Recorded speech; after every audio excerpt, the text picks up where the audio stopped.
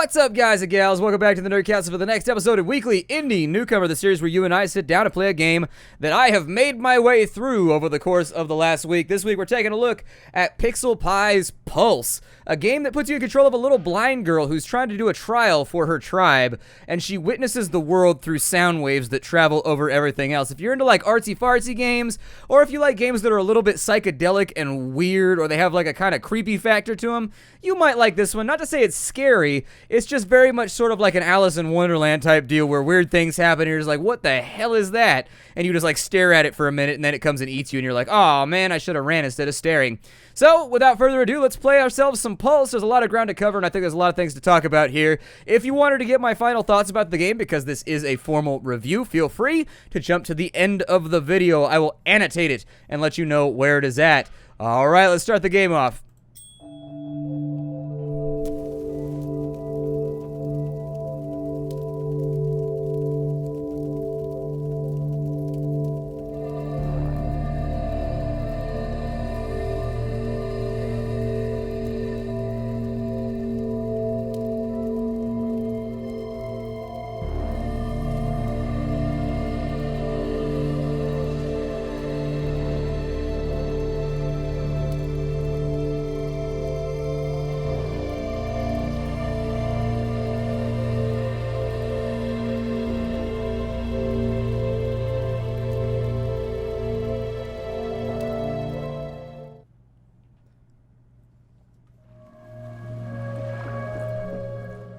And so here we are. The first thing that you're going to notice is that the game is locked to 30 frames per second. I'm not entirely sure if that was a technical restraint or what causes that. I tried fiddling around with some of the graphical settings and whatnot. It appears to just be kind of part of the game. And so it took me a little while to adjust to it. But after I played the game for like an hour or so, I had gotten used to the fact that it was playing in 30 frames and just sort of like ignored it with my eye. Now, every single time we take a step, you notice how we can't really see the world. That's because our character is blind. We're witnessing it through, I don't know, psychic power, or I don't know, auditory intake. Not really entirely too sure. But when we take a step, you'll see that we throw out those little waves right there. You see that? Those waves illuminate things as they go around. You can also send them out by jumping. I used that on occasion when I was playing the game all by my lonesome. And then if we hold down shift, you can run. But this is very much, it's not really a game where there's a lot of active stuff going on. It's a game in which you're mostly just going to be walking around and looking at things. It's kind of like interactive artwork in that way. That's not to say there are no mechanics, as obviously later on there is some puzzle solving and things of that nature. But anyways, let's hoof it for right now. Hey, you can hear me. It's been so long since I could talk to anybody. I know you. I know everybody, and I can prove it. So yeah, I don't know if you've ever had a problem with just materializing eyeball ravens in your life, but I feel like our character is taking this a lot better than she should be. I don't know, having my eyesight around an eyeball raven is unnerving enough. Being blind next to an eyeball raven of unknown, I don't know, content, of unknown motive would be even slightly more unsettling for me. And as you can see, the world kind of disappears underneath you as you walk around. The sound waves are still going around, and there's a travel time on some of them. I mean, there's the one from our jump right there, and it takes a while to get to the outer reaches. Luckily, they don't make you navigate like that too much. Oh. So that right there, it's a little guide. I think they must have had problems at some point with people being able to find their way through the game. Every now and again, if you hold still for too long, or if it seems like you're stuck, it'll fire one of those out right there, and it'll illuminate the entire world so you can walk for a second and get a feel for where you're at. See what the little eyeball raven has to say over here. I know you want to take the pilgrimage. I've seen so many of your people take it. No one comes out the same, though. You wonder why they won't allow you to take it. They say they're protecting you. They say that they would never let you come back if you went. Dematerialize eyeball raven, and so he falls to pieces in front of our eyes. He's had a rough month. These little things right here, as far as I can tell, are save points. Whenever I died in the game, indeed you can lose, like you can fall off of stuff and die. It always brings you back at one of these campfires. I think we're supposed to go this way. The game is full of these little collectible things that are around all over the place. There's like 50 of them. I only found like 10 on my first playthrough, so I assumed that I just didn't do too good of a job. There it is right there. There's 50 of those that you can collect throughout. Oh yeah, we have weird feet. Like, if you look at our feet, we leave really, really odd footprints. Either that or we're wearing some of those shoes that have the toes on them, but they also have like the normal treads like Nikes on the bottom. Oh, we're not supposed to go this way. Not entirely too sure. Like the Tivas or whatever they're called. My dad bought some of those. He wears them out to fancy dinners just to mess with people. He likes to mess with people just like I like to mess with people. That's where I get it from. I don't know. Some about those shoes, though. Where am I going right now? Oh, there's a path up here. Stones! See? I know you. But I don't know why I fly around this mountain. Searching for you, maybe? I need to break this curse and cure what's inside my head. If you help me, I can help you find the truth. Can you help me? Now, most of the time, I would just let that text roll because I think they're trying to do like an artsy thing here, but the text is actually kind of small when I put it on screen. Did a test recording before I played around with this. Oh, that's unnerving. Huh. How is it that we're hearing eyeballs shining on us right now? I mean, that's a pretty legit power. It's helpful, but oh, I almost walked into a wall. Almost walked into a mushroom wall. The stories of my life. Oh, there's dead stuff in here. Can you even go out that way? It looks like there's like trees and like a wall right there. One of the things that I will say is that sometimes the feedback that you get from your ears is light. And it blends into the other feedback that you're getting. I don't know if that was an intentionally done thing, but it's just something that I've noticed while I played the game. I think we can... That looked like it was broken right there, so I figured I'd give it a little leap. Oh, never mind. There's plants underneath it. I'm just not too good at hearing plants right now. To be fair... No!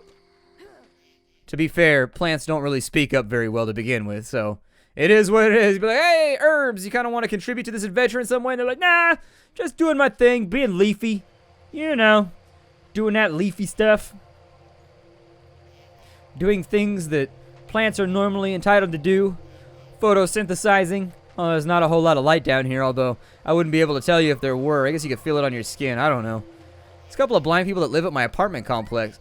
Oh, there's a Moco. And so these little guys right here are called Mocos. The Mocos are it's kind of a weird mechanic. Essentially, Mocos exist throughout the world, and your job is to find them in their natural habitat, pick them up, and then force them to run on treadmills for you. This one appears to be quite grumpy about the fact that we're hanging out, but you know what? I like it when cute animals get like a little bit of gumption in them. They're kind of grumpy with you, like when a chinchilla's mad at you. That shit's adorable. They're like, they make like little noises because they're all grumpy, that little noise that they make. My chinchilla was always mad at me. I play with him, but he liked to win. And so you can collect Mocos. They'll actually follow you. Like if I can... There we go. You gotta get close enough, and then it triggers them. At which point I think they'll follow you. But oh, that one looks sad. Why are you sad? You need more pets? You need more pets. I'm gonna bring the sad one along because he looks like he needs cuddles. You, on the other hand, seem like you are totally not down with whatever's happening right now. Seem generally kind of... That's the same look that my cat gives me most of the day. But anyways, let's go get some more Mocos. Hey, come with me. You there, sleepy animal in the bushes. Follow me! Yes, let us jump, little Mocos. Let us jump together. Ooh, there's a collectible over here. Yay! Alright, so having... Wow, that was trippy right there. So having grabbed collectibles, I think we need to walk up this thing right here. I don't know if they'll come along with me. In fact, they seem kind of grumpy about the fact that I came up here. But you know what? I got a replacement Moco, so I feel okay about it. Campfire! I love campfires. Looking into fire stimulates my memory for some reason. I always remember things that I forgot when I stare at fire. Like something that's just burning. Somebody told me that there was some culture that felt the same way about fire, like it reinvigorated your memory or something like that. I've always wondered if it's because fire is sort of like amorphous and very sort of non-conceptual. Like it's very, very difficult for you to envision exactly what fire looks like as it works in your head because it's all kind of so random and procedural as things burn. Still... I have these dreams, or visions, maybe. I never know if I'm awake or asleep anymore. Not sure if I ever knew. It helps having somebody to talk to, though. It's nothing to worry about, but you're going the right way. Grab that Moco. Oh, sleepy Moco on a log. Would you like to come and jog? Do not fall off. Oh, yeah, jumping on the log right now is not the plan. That is not the plan, man. Come along, little Mocos! Yes! You're so adorable and fluffy! Keep the nightmare eyes at bay. I don't like those at all. That's like some Amityville horror shit over there. Like when the eyes come through the window. Always creeped me out when I was a kid. Always creeped me out. But anyways, yeah. I think it's because fire stimulates your brain in a weird way when you stare at it. Because your brain's trying to contemplate like all the different ways that it's moving. simultaneously. I don't know what does it. I can't tell you. I'm not a I'm not, what is the guy that studies brains, like a neurologist? I'm not that guy. I'm not that guy that studies like neural pathways and shit. That leaf tried to grope me when I walked by. Can't trick me though. Can't trick me. Are you happy or are you angry? I'm holding this little sad one. Oh, that one's sad now too. No, not you, Happy Moco. No, go away, Happy Moco. Meh. There. You can throw the Mocos, by the way. The developer has insisted on the forums that the Mocos enjoy being thrown. It's their favorite thing, so don't feel bad about it. I never liked this next part. Can't even watch. See you on the other side.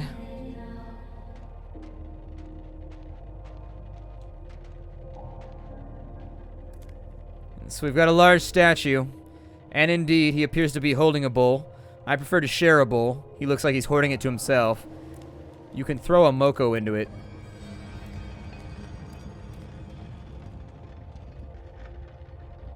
And it should trigger... Oh no, the floor is leaving. Oh no, Indiana Jones. The Moco looked really upset about it too. Did you see his face right before he fell? He was like, oh, you dumb bastard. You just got us both killed. I've been enjoying my Moco life up until this moment, and now my Moco life is ruined. He's so grumpy. Where are you taking me? Why is this happening the way that it's happening? Damn humans always coming around ruining everything. I was just being a happy Moco on a log. Now I'm in a death cave. Anything up here? Nothing but some bones around. It looks like we got some clockwork. It's bloody? Oh no, the clockwork is bloody. How would I know that from hearing? This girl must have really, really, really good hearing. Well, continue up and around. Like, how would she know from sound that that's red? Like, a question for anybody that's around blind people. If somebody's been blind their entire life, is it possible to, like, describe the color red to them? Like, is that a thing that we can even do? I'm not educated about this. This might be a very ignorant, very stupid question. But I was assured that there was no such thing as a stupid question repeatedly in college. It didn't stop me from asking stupid questions and then, you know, making professors rethink that statement. But still, how would you describe red to somebody that's never seen the color red? Like if they were born blind. Like, I guess if you've gone blind when you were like 6 or 7, you should know your colors by then. Or if you had seen them like when you were really little, then you went blind, maybe. Like I said, there's a bunch of blind people that live in my apartment complex. I don't know if it's like a conclave or something for them all to live at. But there's quite a few blind people. They go on communal walks together with their little tappy stick things. I see them all the time. Haven't talked to any of them, though. They don't live near me. They live on the other side of the complex, but occasionally when I'm on my workout or whatever. Occasionally when I'm on my workout, that's unnerving. I don't like the feeling of clockwork overhead. Like, any moment that could fall on me, it would be really, really upset. You realize how quickly we sacrificed that Moco back there? He's still sitting in that bowl with no way to get out of the chasm. What a dick move. I hate that part. I was here when your brother took his pilgrimage. He wished you were here with him. Do you know he's scared of the dark? It's not dark anywhere for you. Well, not really.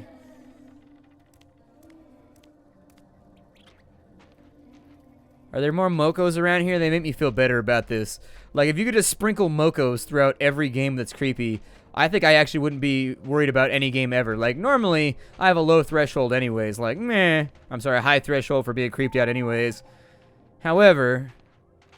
Oh, there's the cage of servitude. Time to take this grumpy-looking Moco and put him to work, Michael Vick style.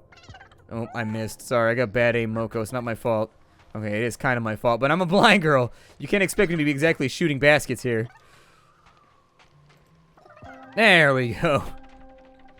Yay! And so the Moco opens the gate for us. I don't think we can pick him back up. Like, I think he actually actively, he does not seem happy about it either. He has to stay here forevermore in servitude of the blind lady, keeping the gate open just in case I decide to come back at some point in the future.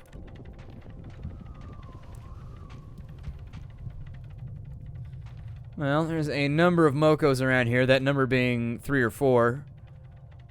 I don't think they can cross that chasm with me, though. So we might just want to take a look around and see if there's anything we can find back up in here. Maybe like a collectible or something. Nothing to that side. That looks like it's blocked. I apparently picked up a Moco. Here, go in the water. I don't like you. You're grumpy. There we go. You can murder the Mocos that you don't like. you're allowed to do it. I don't know what happens if you use up all the Mocos and you can't do the puzzle anymore. I assume you just, like, reload your game or something like that. I never really tested the theory. And that side right there, these weird columnar joints that we have over here is like Devil's Post Pile. Fun with cleavage. Also geology. Oh, shit, no! Well, murdered another Moco. That one died because I'm really, really bad at shooting baskets. Alright, let's take this sleepy one over here before he realizes what's going to happen. Oh man, this one's kind of adorable. I feel bad. Aw, this one's sad. It knows what its fate's going to be. Here, come over here. I need to pick you up. Ah, it's not working. Come back over to this side. There we go. Somehow. There we go. Perfect. Yeah, I'm sorry. I didn't mean to. He's so sad about it. Like, goddamn humans come in the forest. Everything was good before you came along. Now I gotta have a job. Opening the gate up every day when my job used to be sleeping in a bush. I mean, that sounds pretty awesome, actually, sleeping for a living. Although I'm an insomniac, so I don't know how that probably would not pay out in dividends. And more columnar joints over here. I think, oh, I don't know what happened right there, but apparently I missed the jump. Moco, you want to come with me? I am loco for Mocos. They are adorable. So which way do I go? This way? Oh, I go this way. What about that way over there? Oh, there's a collectible. I want it. Give me your shiny ball. All that I want is your shiny ball. And also your Mocos. I mean, preferably free. Kind of like pet-related supplies does a Moco take. Obviously, you can't get them wet. They're kind of like Mogwais in that way. They appear to just explode catastrophically when you throw them in water. Aside from that, though, they seem like a pretty docile pet. They just hang out. They would sleep all day. I would sleep all day. We might get some light burrito action going on after that. Life would be good. I ate 3 burritos last night. It was pretty amazing. I binged out pretty hard. And they were like white meat chicken breast. That pechuga de pollo. Is that the right word? I think I may have just said something offensive. But either way. Where am I going right now? I think this way. I think. Yeah. So right here. And then we jump up to this side. Please don't fall. Apparently our character also dies when she gets in water. She's not so good at swimming. Did I just hear a dog bark? What the hell was that? There we go. Hooray! Pretty good at jumping, though. Pretty good at jumping. Track and field might be this girl's forte. And not of the rapid variety. I love Rapid Forte. You can't even hate on him. Rapid Forte is so dope. I wish he still made tracks. He might still make tracks. I only know all of his old ones, though. He kind of had like a... He kind of had a Northern California... I don't know. He was like the Northern California Warren G, I guess. Kind of similar. If I had to say artist that he was kind of like. I think he had Jerry curls going on, if I remember right. It's been a while since I've seen a picture of him. All you need are a couple of lessons if you never question him. Why leave the village once you know that this is all there is? That's the big question. Okay, so with our blind lady x-ray vision... No, Moco! Come here. Go... There we go. Moco's slave to the machine. He can put... That's incredible. He's able to push that big giant gear. Good for you, Moco. Good for you. I think there's another one around here somewhere, if I remember right. Looks like there's a busted wheel down here. Hey, another collectible. Hooray! Alright, well, we got that covered. I think... I don't remember exactly. It looks like there's another one up there. Because we need a second wheel that turns. There's a second cog if you were looking. There's a cog right here, and then there's a cog right there. And so we need to come back around this way, onto the opposite side. I think. Can I go through this way? Oh, I can. You can go inside this little ruined area. And I think maybe we jump up on this. Bring these Mocos along with us. And then, yeah, there it is. We made it to the top. Started from the bottom, now yeah. Cool. Got it taken care of. Well, here, let me give you some of my thoughts about the game. Because obviously, This is one of those games that I definitely think needs to be discussed, because I'm not totally sold on this title, yet at the same time, I get what it's trying to do. So, let's continue for a little bit. I'm going to give you some of my impressions. I think that Pulse is actually going to be a really, really hard sell for most people, considering a couple of factors. The first of which is the price tag versus the actual playtime of the game.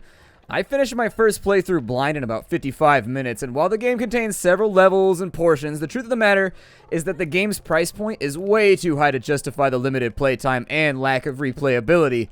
At $14.99, this is a game that you're going to beat a single time, and more than likely, you're probably not ever going to touch it again, simply because the puzzles are the same every single time you play, and nothing really changes as you go through. There's no incentive to find the collectibles aside from the Steam achievement, like you don't unlock anything by finding more collectibles. And the interaction with the Mocos, which was one of my favorite parts of the game, while adorable, was still too limited in supply and execution to really be added as a gameplay bonus. There's really only a couple of ways that you actually use the Mocos for anything, and you do it once or twice and then you move on to the next thing. The story was pretty interesting, and for the most part, I enjoyed the graphical presentation, although I'll say that minimalism has never really been my cup of tea, so if you share that bias, I suppose that you've been warned. I think the crux of the issue here is just that Pulse really exemplifies a good set of ideas executed poorly.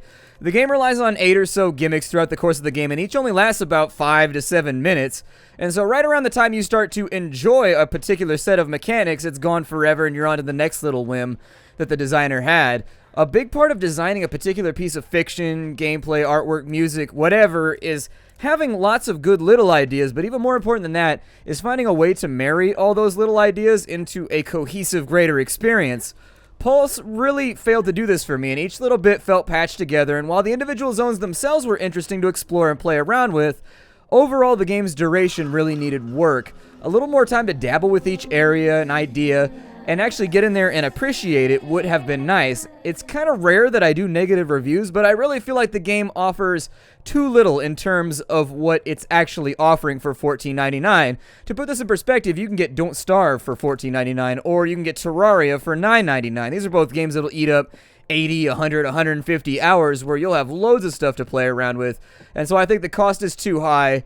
And so, you know, I guess the too long didn't watch version of my little speech here would be that the game offers too little to justify its cost. At $2 to $3, I'd be like, yeah, it's kind of a unique, somewhat psychedelic and surreal adventure puzzler.